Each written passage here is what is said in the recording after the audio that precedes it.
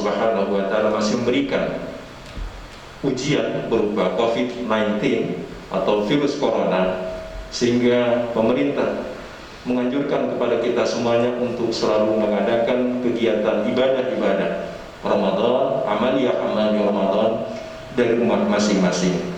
Dengan tidak mengurangi kegiatan ini, mudah-mudahan apa yang kita lakukan ibadah amaliyah selama ini di rumah masing-masing, mudah-mudahan tetap akan diberikan pahala yang berlipat ganda dari Allah Subhanahu wa ta'ala. Dan telah hadir narasumber di tengah-tengah kita, yaitu Bapak Dr. Haji Harjani Hifni LC MA. Assalamualaikum Ustaz. Alhamdulillah sehat Ustaznya. Beliau adalah dosen Institut Agama Islam Negeri Pontianak. Selanjutnya kami ucapkan terima kasih kepada pemirsa yang telah ikut berpartisipasi dalam layanan ini, pembinaan aparat sipil negara Kantor Wilayah Kementerian Agama Provinsi Kalimantan Barat. Dan kami harapkan apabila ada pertanyaan, silakan untuk menuliskan pada teks langsung komentar di Facebook kita. Dan marilah kita awali pada acara pagi hari ini dengan bersama-sama membaca basmalah. Bismillahirrahmanirrahim. Selanjutnya kepada narasumber yang terhormat Bapak Dr. Haji Harjani Hifni LC MA, dengan hormat disilakan.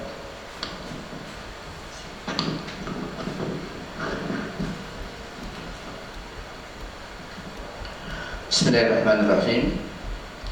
Assalamualaikum warahmatullahi wabarakatuh. Alhamdulillahirabbil alamin.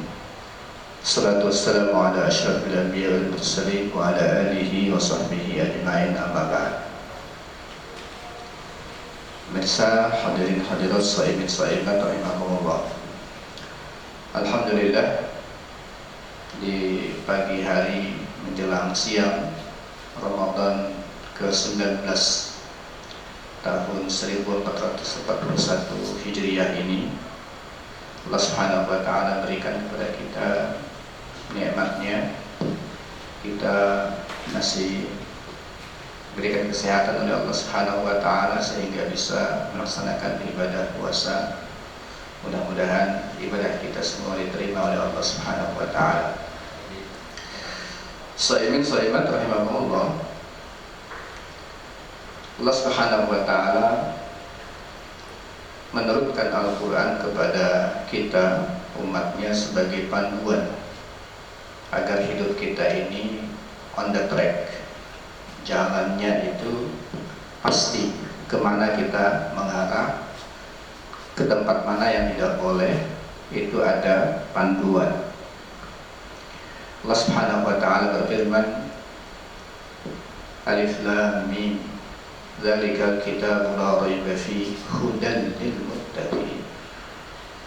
Alif Lam Mim, kitab ini tidak ada keraguan sedikit pun di dalamnya, petunjuk bagi orang yang bertakwa. Begitu juga ketika Allah Subhanahu wa ta'ala menurunkan ayatnya bersamaan di urutan-urutan ayat tentang puasa Ramadan. Di 185-nya Allah Subhanahu wa ta'ala berfirman, Syahrul Ramadan allazi unzila fihi al-Qur'an hudan linnas. Bulan Ramadan adalah bulan diturunkannya Al-Quran, hudan linnas, sebagai petunjuk bagi manusia. Jadi baik di surah Al-Baqarah ayat kedua maupun di surah Al-Baqarah 185, Allah menyebut Al-Quran itu sebagai hudan. Jadi fungsi utama dari Al-Quran diturunkan adalah dalam rangka untuk menjadi hudan, menjadi petunjuk. Dan inilah yang perlu untuk terus kita ingat-ingat, sehingga peringatan nuzulul Quran itu menjadi penting untuk kita lakukan, kita adakan dalam rangka untuk tazkir, terus memberikan peringatan, menyegarkan ingatan umat ini agar mereka paham, mereka sadar ada nikmat besar yang diturunkan oleh Allah Subhanahu wa ta'ala kepada mereka, kepada kita, untuk dimanfaatkan, untuk disyukuri. Sampai-sampai dalam surah Al-Kahfi Allah Subhanahu wa ta'ala menyebut Alhamdulillahilladzi anzala ala 'abdihi al-kitaba wa lam yaj'al lahu 'iwaja. Sampai Allah menyebut alhamdulillah, segala puji bagi Allah yang telah menurunkan kepada hambanya Alkitab, Al-Quran ini, walam yaj'al lahu iwaja, dan tidak menjadikan Quran itu iwaj, bengkok, semuanya lurus, bisa mengantarkan orang kepada tujuan. Nah, ketika Allah Subhanahu wa ta'ala menyatakan alhamdulillah ini bukan sekedar kalimat berita, ini bukan khabar saja. Sebenarnya ini adalah amar sebenarnya. Ya, ini bukan khabar, bukan sekadar khabar. Segala puji bagi Allah yang telah menurunkan kepada hambanya Al-Quran, kitab, dan tidak menjadikannya dia bengkok. Ini bukan sekedar berita, tapi ini adalah perintah. Syukuri Al-Quran yang telah diturunkan oleh Allah itu, yang lurus, yang mengantarkan kalian kepada keselamatan. Nah, Saimat rahimahumullah, yang perlu pada kesempatan kali ini kita akan belajar tentang bagaimana mensyukuri kehadiran Al-Quran di tengah-tengah kita. Bagaimana kita mensyukuri kehadiran Al-Quran di tengah-tengah kita, sehingga betul-betul kehadirannya kita rasakan nikmat dan manfaatnya. Paling tidak ada 4 langkah. Ada 4 langkah kita untuk bisa mensyukuri kehadiran Al-Quran. Yang pertama, kita merasa bahagia. Ya, kita merasa bahagia Allah Subhanahu wa ta'ala menurunkan Al-Quran kepada kita. Rasa bahagia itu adalah kerja hati, jadi amal qalbi. Ya, rasa bahagia itu adalah amal qalbi, rasa bahagia. Nah, untuk kita bisa menjadi bahagia dengan Al-Quran, Allah Subhanahu wa ta'ala sebutkan banyak tentang nikmat Al-Quran ini sebagai nikmat terbesar yang diturunkan oleh Allah Subhanahu wa ta'ala kepada manusia. Di antara yang tadi surah Al-Kahfi itu adalah peringatan Allah Subhanahu wa ta'ala, mengingatkan bahwa itu nikmat, maka kita gunakan alhamdulillah. Ini nikmat besar. Apalagi dalam ayat-ayat yang lain, wa nunazzilu minal Qur'an ma huwa shifaa. Kami turunkan Al-Quran yang di dalamnya itu ada syifa, ada rahmat bagi orang-orang mukmin. Nah, itu semua gambaran tentang manfaat-manfaat Al-Quran yang disebutkan oleh Allah itu dalam rangka agar kita itu senang dan ingin mensyukuri nikmat keberadaan Al-Quran yang diturunkan oleh Allah Subhanahu wa ta'ala ini. Saya rahimahullah, kenapa amal langkah satu itu penting kita hadirkan terus, rasa bahagia ada Al-Quran? Karena rasa bahagia itulah nanti yang akan mendorong kita untuk memiliki iradah, untuk memiliki keinginan untuk belajar. Itu muncul dari apa? Rasa senang. Ada nikmat besar dari Allah Subhanahu wa ta'ala diturunkan kepada manusia, yaitu Al-Quran. Nah, alhamdulillah Al-Quran ini sampai hari ini dan sampai hari kiamat, dijaga oleh Allah Subhanahu wa ta'ala dan dijamin bahwa dia akan terpelihara. Allah berfirman, inna nahnu nazzalna dzikra wa inna lahu lahafizun. Sungguh kami telah menurunkan az-zikr, yaitu Al-Quran, dan sesungguhnya kami yang akan mengawalnya, kami yang akan menjaganya.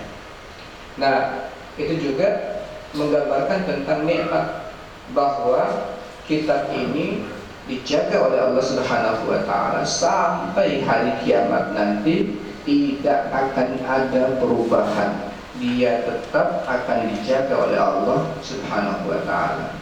Dan alhamdulillah, apa yang dijanjikan oleh Allah Subhanahu wa taala terhadap penjagaan ini dengan menggunakan inna, sesungguhnya kami.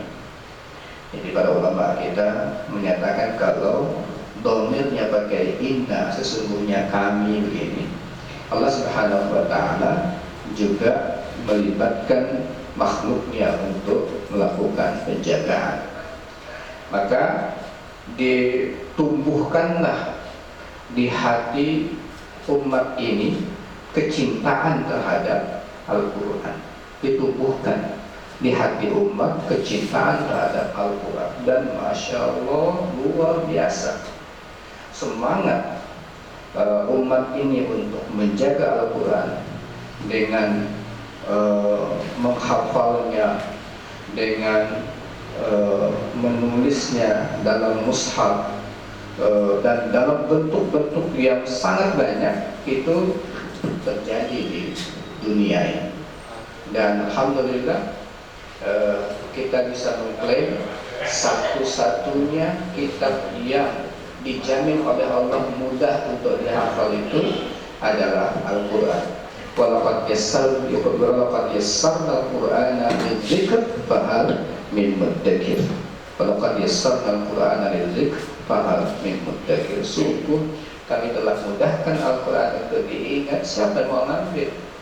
Nah, ini hadirin hadirat shaimin shaimat rahimakumullah. Yang pertama, jadi kita dapat nikmat besar ini yang harus kita, ini yang harus hadir di dalam hati kita. Yang pertama, ketika nuzul Quran kayak begini, terutama kita di rumah bersama keluarga inti, mari kita tanamkan ke anak-anak kita, mari kita tanamkan ke anak-anak kita, ke keluarga kita semua, bahwa mencintai Al-Quran ini adalah keharusan untuk apa? Untuk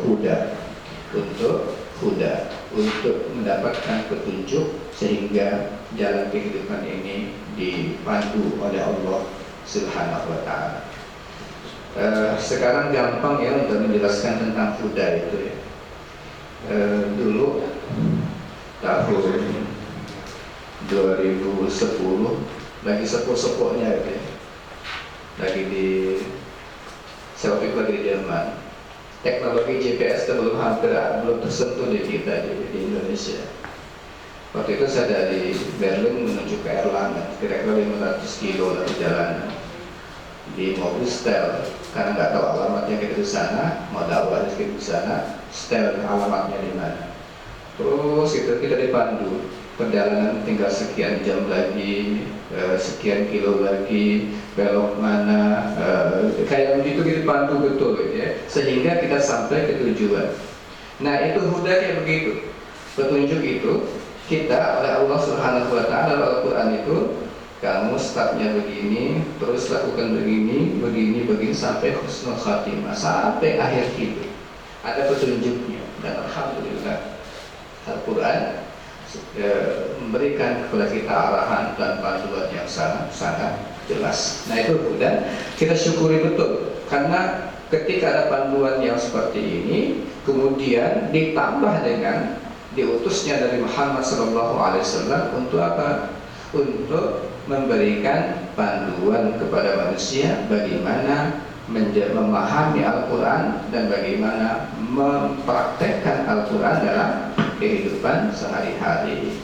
Karena kalau tidak ada yang mempraktekkan, turun nilai saja, sangat banyak multi interpretasi yang akan terjadi, banyak multi tafsir yang susah untuk dipertemukan. Nah, oleh karena itulah Allah Subhanahu wa taala turunkan Nabi Muhammad di antaranya dalam rangka untuk memberikan bimbingan kepada manusia bagaimana memahami Al-Quran dan bagaimana melaksanakan Al-Quran dalam kehidupan sehari-hari, sehingga Nabi Muhammad sering disebut dengan Al-Quran yamshi 'alal ardi.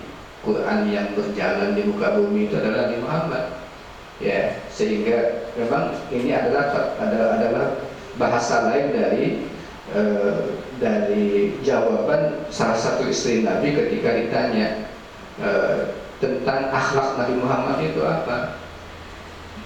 Istrinya bilang kana khuluquhu Al-Quran, ya, kana khuluquhu Al-Quran, akhlaknya itu adalah Quran. Sehingga para ulama kita mengatakan Nabi Muhammad itu adalah Quran yang syi'al ardi, ya. Quran itu Nabi Muhammad itu Quran yang berjalan di muka bumi.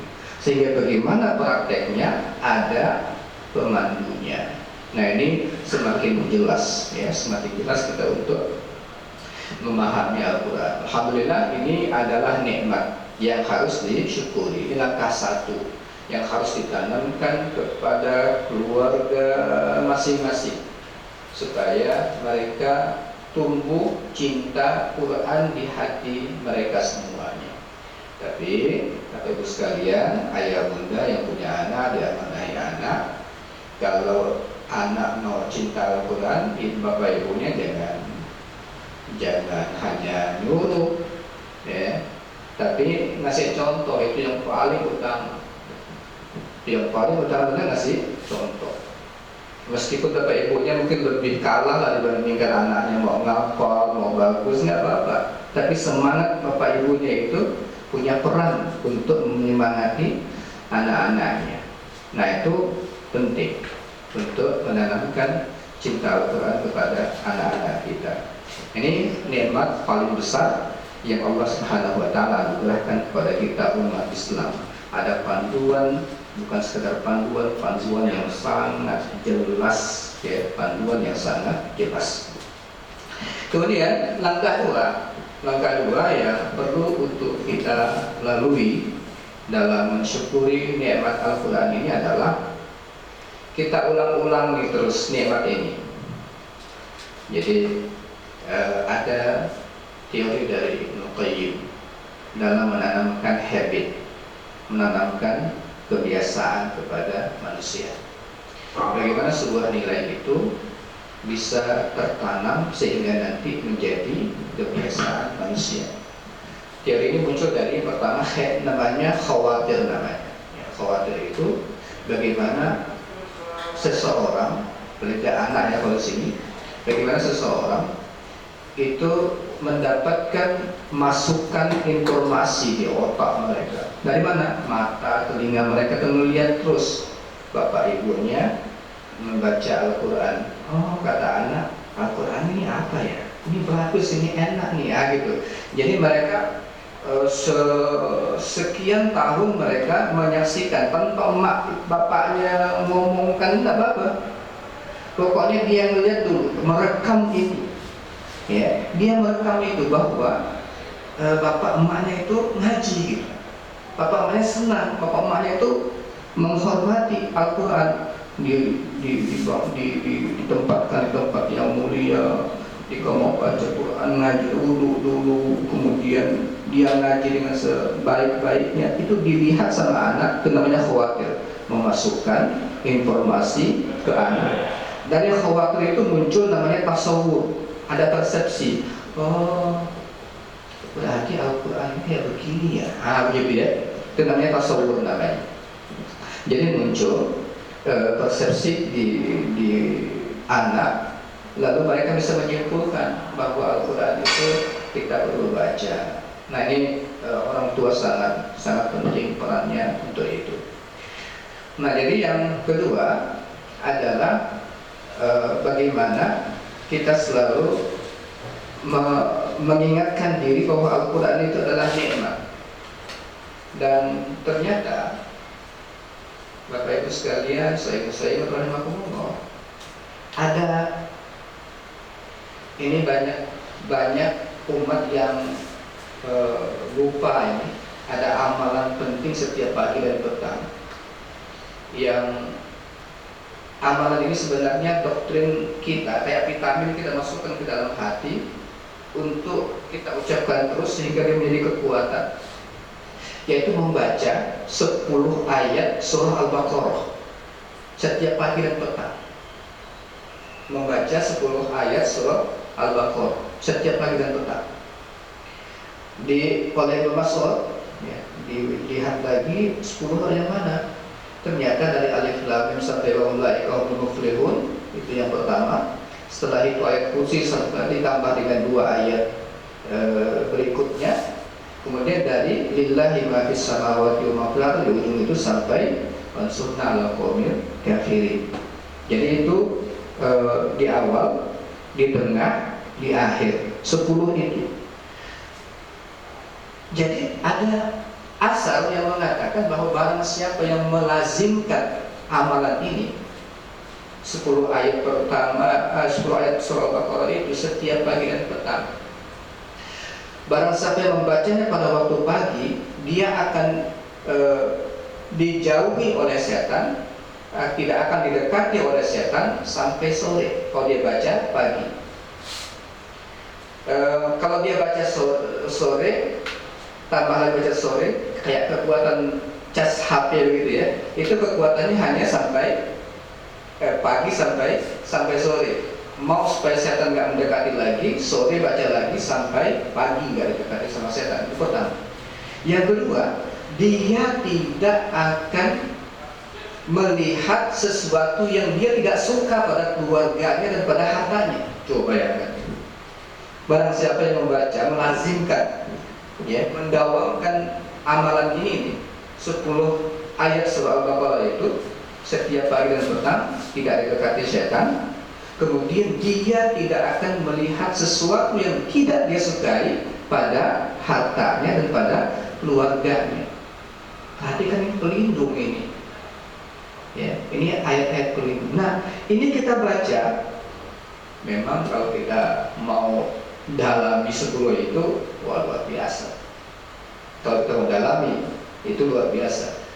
Cuman yang perlu kita mau renungkan dan kita bagaimana cara membacanya. Saya lebih suka, karena dosen komunikasi Islam, saya lebih suka bagaimana cara membacanya, bukan bagaimana membacanya, bagaimana cara membaca ayat itu. Bapaknya Alif Lam Mim zalikal kitabul la raiba fi hudan lil muttaqin. Pagi-pagi kita baca Alif Lam Mim, ini kitab tidak ada keraguan di dalamnya, petunjuk bagi orang yang bertakwa. Nah, ini kan doktrin diri nih, kita tanamkan, ini kitab tidak ada keraguan, ini kitab ada keraguan, petunjuk bagi orang yang bertakwa. Lalu kalau kita baca kayak begitu, untuk apa? Oh, berarti saya harus jadikan dia petunjuk, saya harus baca dia, saya harus mempelajari dia, begitu. Jadi bukan sekedar membaca ayat, mengamalkan lepas begitu, tapi itu sebagai pengantar saja, pengantar kita untuk menjadikan satu hari itu pasti ada yang kita pelajari dari Al-Quran untuk menjadi petunjuk kita. Nah, kenapa setan jauh? Umpamanya gitu, ayat kursi itu kan Allah menyatakan wala ya'uduhu hifzuhuma wa huwal aliyyul azim. Bagi Allah enggak susah untuk menjaga langit dan bumi, apalagi cuma setan gitu. Nah, kita minta kepada yang maha kuat itu, yang la ta'khudhuhu sinatun wala naum itu. Jadi enggak akan didekati oleh setan. Kemudian tidak akan merasakan dan mendapatkan sesuatu yang tidak menyenangkan pada diri dan pada keluarga dan harta. Apa? Saya temukan itu di ayat akhir surah Al-Baqarah itu. Apa doa kita? Rabbana wa la tahmil alaina isran kama hamaltahu 'ala alladziina min qablina Rabbana wa la tuhammilna ma la taqata lana bih. Ya Allah, jangan engkau bebankan kepada kami sesuatu yang kami tidak mampu untuk menanggungnya. Jadi nggak mungkin hidup nggak ada masalah. Tapi yang kita minta adalah, ya Allah, kalau engkau turunkan kepada kami masalah, jangan bebankan kepada kami masalah yang kami nggak sanggup. Begitu, luar biasa. Jadi yang pertama tadi, hadirkan rasa syukur di hati bahwa kita dapat anugerah Al-Quran. Yang kedua, baca terus, ucapkan dengan mulut. Jadi selalu begitu. Kan sekarang udah mulai berlaku di mana-mana ya, untuk agama ada tiap hari untuk supaya efektif bekerja, itu ada nilai, ada budaya kerjanya, itu diucapkan. Nggak cukup dengan dibaca begitu dalam hati, tapi diucapkan. Untuk apa? Memang ada teorinya. Barang saya mengucapkan kayak begitu, ada namanya teori daya dalam komunikasi. Teori daya, daya itu makin kita ucapkan, makin berdaya. Dia akan menjadi kayak mendarah daging begitu. Dia akan mendarah daging, kekuatan itu akan mendarah daging. Maka diucapkan terus, dia akan membuat kita bersemangat untuk mengamalkannya. Nah, yang ketiga, setelah kita membaca ayat itu, lanjutkan dengan kita mengamalkannya. Apa yang kita ucapkan itu kita amalkan. Nah, ayah bunda, itu sekalian, dengan mensyukuri itu apa? Kita pakai Al-Quran itu, kita amalkan. Itu namanya syukur. Sehingga para ulama mengatakan tidak akan tercapai syukur itu kecuali dalam melewati 4 tahap. Satu, bahagia di hati. Yang kedua, ucapkan di lisan. Yang ketiga, dia amalkan dengan anggota tubuhnya. Dia amalkan dengan anggota tubuhnya. Nah, Al-Quran ini dia baca, ya, kemudian dia berusaha untuk menanamkan nilai-nilai apa yang dia baca, dia amalkan, bahkan sampai nanti diajarkan lagi. Masya Allah, pantas kalau karena Al-Quran itu adalah kitab terbaik, maka orang yang mempelajarinya, apalagi sampai mengajarkannya, khairukum man ta'allama Al-Qur'ana wa 'allama. Orang yang terbaik dari kalian adalah yang mengajarkan Al-Quran dan mempelajari Al-Quran dan mengajarkannya. Nah, ini kita amalkan, kita baca terus semampu kita. Nah, bulan Ramadan ini paling tidak, mudah-mudahan ya, kita punya kekuatan paling tidak 1 juz lah 1 hari, mudah-mudahan, sehingga 1 bulan tamatlah itu Al-Quran minimal sekali, ya, minimal sekali. Kalau kita di Masjidil Haram, Masjid Nabawi kan memang tarawihnya itu yang 1 juz, ya, 1 juz 1 malam. Alhamdulillah, ini tahadus nikmat, ya, cerita tentang nikmat saja. Hikmah Covid ini, kami sekeluarga salat tarawih di rumah. Alhamdulillah ada anak yang hafal di rumah, ya, muridnya Pak Sadukman Yusuf, ya, umurnya 12 tahun, tapi alhamdulillah lancar. Saya tantang dia, mau nggak jadi imam di rumah 1 juz 1 malam? Siap dia. Ya, tadi malam sudah juz ke-19 kita, ya, dia semua terus jadi imam 1 juz 1 malam. Nah, ini sebagai upaya kita untuk mengamalkannya itu. Nah, tingkat pengamalan 1 adalah kita baca dulu, ya. Untuk membaca, kita belajar dulu. Kalau belum bisa, itu tingkat pengamalannya. Nanti kita mulai belajar kandungannya. Setelah itu baru kita praktek mana-mana lagi yang perlu kita praktekkan. Itu bentuk pengamalan. Nah, kemudian yang terakhir adalah, ya, langkah keempat dari kita bersyukur. Jadikan dia cara kita untuk mendekat kepada Allah Subhanahu wa Ta'ala. Jadi jadikan dia sarana untuk mendekatkan diri kepada Allah Subhanahu wa Ta'ala. Karena ini nikmat, ya, harus kita minta kepada Allah terus agar terus bertahan di kita. Harus agar terus bertahan di kita. Maka doa yang sering kita lantunkan itu indah sekali, ya. Allahumma arhamna bil Qur'an waj'alhu lana imaman wa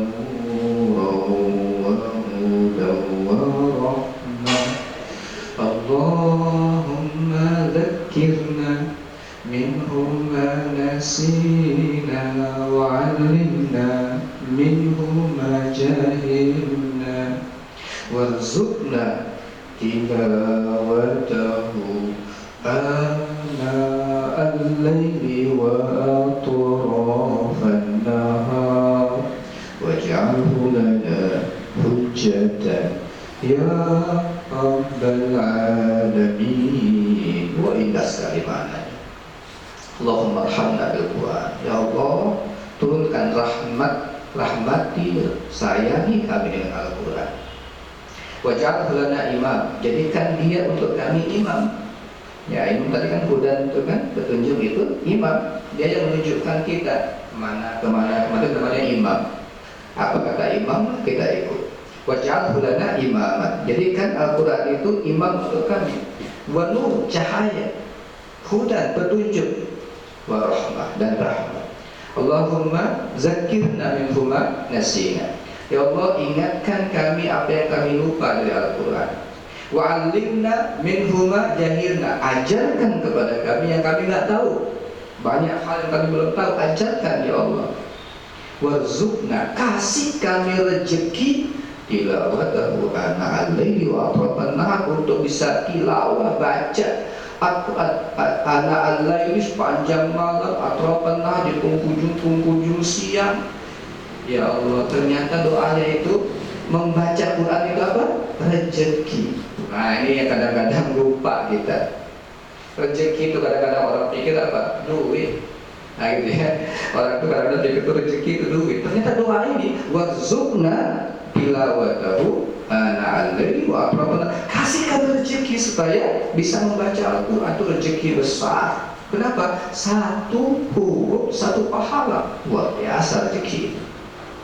Jangan sampai kita dihalangi untuk mendapatkan rezeki. Makanya doa ini sangat-sangat penting. Nah, jadi yang keempat ini adalah kita jaga, minta sama Allah agar nikmat itu terus diberikan kepada kita. Kalau yang lupa, kita minta supaya terus diingatkan lagi.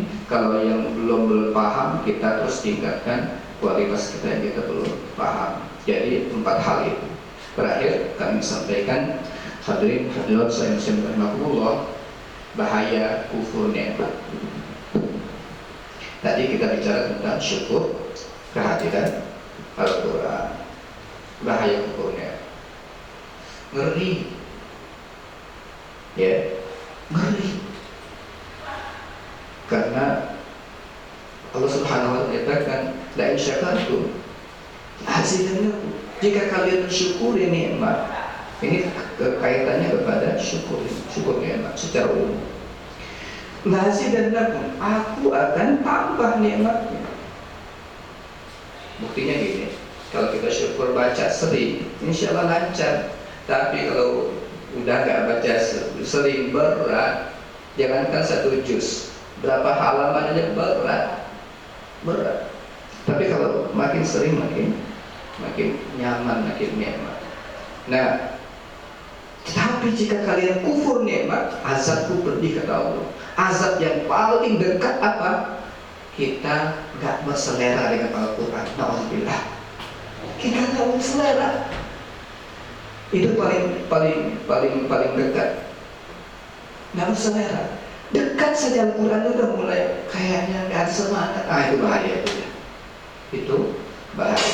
Nah, mudah-mudahan dengan peringatan usul Quran kayak begini, kita saling mengingatkan, terutama untuk pribadi kami dan untuk kita semua. Mudah-mudahan nikmat Allah berupa Al-Quran itu kita rasakan betul, kenikmatan hadirnya Al-Quran itu nikmat besar. Yang kedua, ucapkan terus nikmat tersebut. Yang ketiga, amalkan dia. Dan yang keempat, minta bersama Allah supaya tetap bersama kita Al-Quran itu. Demikian dari kami, mudah-mudahan ini bermanfaat. Qul qouli hadza wa astaghfirullaha li wa lakum. Assalamualaikum warahmatullahi wabarakatuh. Demikianlah yang telah disampaikan oleh narasumber tentang kita ini adalah memperingati Nuzul Quran bersama keluarga inti, di mana ada 4 langkah dalam mensyukuri nikmat Allah Subhanahu wa taala Al-Qur'an. Yaitu yang pertama adalah selalu merasa bahagia dikarenakan kita diberikan atau diturunkan Al-Quran, dan hendaknya dengan diturunkannya Al-Quran kata hendaknya selalu membaca, selalu berulang-ulang dan mengamalkan isi daripada kandungan Al-Quran itu sendiri. Dan mari kita jadikan Al-Quran adalah sebagai salah satu cara atau cara untuk mendekatkan diri kepada Allah Subhanahu wa taala. Kalau kita bersyukur, insya Allah Subhanahu wa taala akan selalu menambah nikmat-nikmat yang lainnya dari Allah Subhanahu wa taala.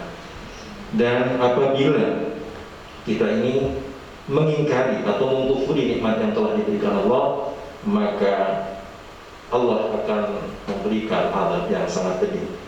Dan tadi beliau sudah juga menyampaikan, hendaknya kita dapat mendawamkan, yaitu membiasakan kebiasaan-kebiasaan di antara pagi dan sore. Dikarenakan pagi dan sore itulah Allah Subhanahu wa taala akan selalu memberikan cahaya kepada kita. Pernah saya membaca sebuah kitab risalah Adabus Sulukil Murid yang dikarang oleh Habib Abdullah bin Ali Al-Haddad. Barang siapa yang selalu mendawamkan di pagi hari, insya Allah akal pikirannya akan dijernihkan oleh Allah Subhanahu wa taala. Dan apabila kita selalu membiasakan, yaitu sore harinya, yaitu kita selalu menggerakkan hati kita, yaitu selalu kita mendawamkan di sore hari, insya Allah hati kita akan dijernihkan oleh Allah Subhanahu wa taala. Masih ada waktu, mungkin bisa yang menyaksikan pemirsa, para pemirsa yang dapat menyaksikan ini bisa menuliskan pertanyaan langsung kalau memang masih ada, karena masih belum ada. Oh baik, ini sudah ada pertanyaan ya. Iya, bagaimana hikmah selain yang tadi disebutkan oleh narasumber? Kenapa dalam baik mungkin ya. Saya ulangi lagi, selain yang tadi disebutkan oleh narasumber, kenapa dalam Al-Quran memakai domirna? Ya, ini ada pertanyaan satu, mungkin langsung dijawab dulu Ustaz ya. Baik, terima kasih.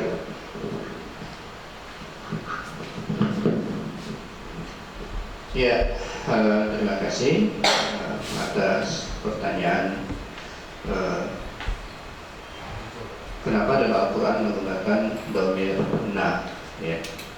Nah, memang ketika Allah Subhanahu wa taala menggunakan nahnu itu kan dhamir jama' ya, dhamir jama'. Itu tidak menunjukkan bahwa Al-Khaliq itu muta'addid, jumlah banyak, tidak. Tapi menjelaskan bahwa Allah Subhanahu wa taala juga melibatkan makhluknya untuk melakukan apa yang menjadi perintah Allah Subhanahu wa taala. Nah, itu yang kita jelaskan tadi di surah tentang penjelasan tentang inna nahnu nazzalna dzikra wa inna lahu lahafizun, dan semua alhamdulillah berkata luar biasa. Dalam istilah ilmu pengetahuan penelitian itu dia itu ajak begitu ya, konsisten. Kalau begini berarti maknanya begini. Makanya ketika Allah menurunkan alif lam mim zalikal kitabul la raiba fihi atau al-furu' al-muqatta'ah yang terpotong-potong itu, alif lam mim ra ha ya ain so alif lam ra dan seterusnya, ternyata itu bisa jadi penelitian gitu. Ketika setelah itu berikutnya itu ternyata mayoritas tentang kemukjizatan Al-Quran, sehingga para ulama kita menyimpulkan ini huruf ya, meskipun Allah a'lam bil muradi, Allah lebih tahu tentang maksudnya, tapi ini untuk menunjukkan tentang i'jazul Quran, untuk permujizatan Al-Quran. Nah begitu, sehingga para ulama kita menyampaikan ketika diteliti semua tentang dhamir nahnu di dalam Al-Quran, ketika Allah menggunakannya, ternyata itu selalu terkait dengan pelibatan makhluknya untuk melakukan sesuatu. Sedangkan ketika Allah menciptakan makhluk atau menciptakan apa saja tanpa melibatkan makhluknya, maka dia tidak akan mengatakan seperti itu, seperti menciptakan Adam umpamanya. Itu Allah Subhanahu wa taala menjelaskan bahwa menggunakan ini ja'ilun fil ardi khalifah umpamanya. Aku yang menciptakannya langsung, bukan inna di situ, bukan inna situ, karena ada nggak ada lagi ya, itu persis apa namanya full Allah yang berperan di dalam melakukan hal itu. Nah itu seperti itu makna daripada dhamir inna.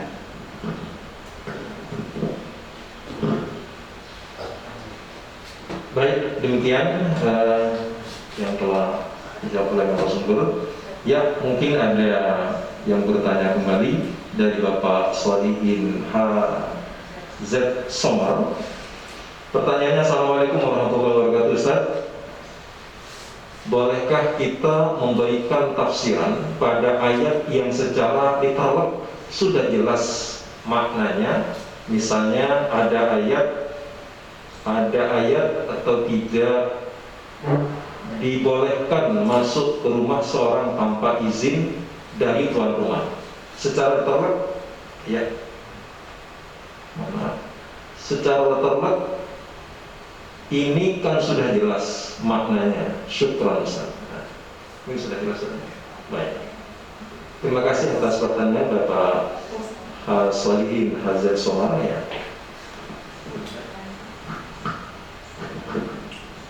Baik, mungkin maksudnya adalah kalau sudah ayat itu la yahtamil makna akhar, gitu dalam bahasa Arabnya itu ya, halil ayat la tahtamil makna akhar. Ini ayat tidak ada kemungkinan ditafsirkan dengan yang lain. Apakah kita boleh untuk menafsirkannya kepada makna yang lain? Dalam kaidah tafsir, ya, dalam kaidah tafsir yang harus kita lakukan pertama adalah kita tidak boleh lari daripada makna bahasa. Ya, kalau kita belajar tafsir tahlili selalu, ya, kata per kata itu diurai maknanya apa, makanya harus berdasarkan kepada bahasa Arab yang standar. Nggak boleh kita alihkan maknanya kepada makna yang lain. Umpamanya al-fil diterjemahkan dengan apa namanya, dengan tank umpamanya, jangan ya itu dia gajah begitu ya maknanya. Nah seperti itu. Jadi standar kita menafsirkan adalah karena Al-Quran turun dalam bahasa Arab, maka cara kita untuk memahaminya adalah dalam bahasa Arab. Nah ayat yang ditanyakan tadi, ya ayyuhalladzina amanu la tadkhulu buyutan ghayra buyutikum hatta tasta'nisu wa tusallimu ala ahliha. Wahai orang yang beriman, jangan kalian masuk ke rumah yang bukan rumah kalian sampai kalian minta izin dan mengucapkan salam kepada orangnya. Boleh nggak diterjemahkan yang lain? Saya kira jelas sekali maksudnya bahwa yang dimaksud adalah kita memang harus mempraktekkan ini, izin, kemudian mengucapkan salam. Sekiranya tidak ada makna lain yang sangat yang lebih lebih jelas dibandingkan ayat ini, karena ada ayat Nabi nggak semua menafsirkan ayat. Kenapa? Sudah jelas maksudnya, sudah jelas, nggak perlu ditafsirkan. Yang memang diperlukan pemahamannya baru ditafsirkan. Nah sementara tidak diberikan contoh ada nggak yang menafsirkan makna yang lain daripada itu. Tapi paling yang ada adalah pengembangan teknologi. Izin itu seperti apa, boleh nggak izin itu pakai HP, pakai WA dulu, janjian. Nah itu paling pengembangan teori itu ya, dalam bagaimana menerapkan teknologi di dalam memahami ayat-ayat yang turun di 14 abad yang lalu. Tetapi bahwa makna mengucapkan atau meminta izin, mengucapkan salam itu terus tetap harus seperti itu. Hanya nanti masalah yang berkembang adalah furuknya ini, boleh nggak berpakai bel itu termasuk salam atau tidak, itu furuk saja ya. Tapi ayatnya jelas bahwa kalau mau datang ke rumah orang jangan tiba-tiba masuk, tapi izin dulu, ucapkan salam. Nah, yang adalah pengembangan itu furuknya.